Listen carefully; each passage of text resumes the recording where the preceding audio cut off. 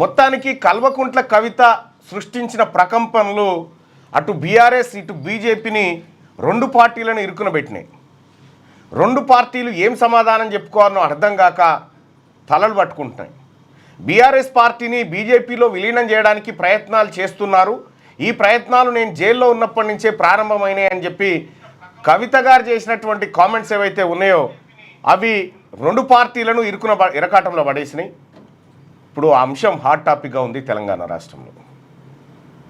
అటు కల్వకుంట్ల చంద్రశేఖరరావు గారు కవిత లేఖ తర్వాత పరిణామాలను కేటీ రామారావుతో కలిసి పంచుకున్నటువంటి ఆయన కూతుర్ని మాత్రం పిలవకపోవడం ఇది కనిపిస్తూ ఉంది. అయితే ఈ ఎంటైర్ వెబ్సైట్లో అబ్జర్వ్ చేయాల్సినటువంటి అంశం ఏంటంటే, మొదటగా హరీష్ రావు కేటీఆర్కు చెక్ పెట్టడానికి కవితను ఎంకరేజ్ చేసినటువంటి హరీష్ రావు తీరా సమయం రాగానే మళ్ళీ కేటీఆర్ వైపు చేరినట్టుగా అనిపిస్తూ ఉంది. అంటే కవితని ఒంటరి చేసి పొమ్మన లేక పొగబెట్టే కార్యక్రమాలు చేసినట్టుగా కనిపిస్తూ ఉంది.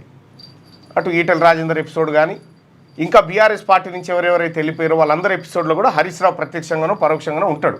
ఈ ఎపిసోడ్లో కూడా హరీష్ రావు పాత్ర ఉన్నట్టుగా చాలామంది చెప్తా ఉన్నారు. మరి ఇక్కడ మనం గమనించాల్సిన అంశం ఏంటంటే, కవిత ఒక్క దెబ్బకు రెండు పిట్టలు అన్నట్టుగా మొత్తం ఎంటైరు బీఆర్ఎస్ పార్టీ పునాదుల్నే పెగిలించేటువంటి ప్రయత్నం చేసింది. ఇక బీఆర్ఎస్ పార్టీ ఉండదు, అది బీజేపీలో విలీనం కాబోతా ఉంది అనేటువంటి సంకేతాలు ఇవ్వడంతో క్యాడర్ అంతా అయోమయంలో పడిపోయారు. మనం నిన్న మొన్న ఒక పరిణామాన్ని తీక్షణంగా గమనిస్తే ఒక విషయం మనకు అర్థమవుతుంది. ఏందది అంటే, ఒకటి రఘునందన్ రావు గారు ఒక ప్రెస్ మీట్ పెట్టి కల్వకుంట్ల కవిత గారు జూన్ 2 తారీఖు నాడు పార్టీని అనౌన్స్ చేస్తున్నారు అని చెప్పి ఆయన చెప్పడం, ఆంధ్రజ్యోతిలో రాధాకృష్ణ గారు కాంగ్రెస్ పార్టీలోకి పోవడానికి ప్రయత్నం చేస్తుంది కవిత గారని ఆర్టికల్ రాయడం, ఆ వెంటనే కిషన్ రెడ్డి గారు ప్రెస్ మీట్ పెట్టి వీడియో కాన్ఫరెన్స్ ద్వారా సొంత పార్టీ నేతలను హెచ్చరించి మీరు అలాంటి వ్యాఖ్యలు చేయకూడదు అనేటువంటిది పరోక్షంగా చెప్పిండు.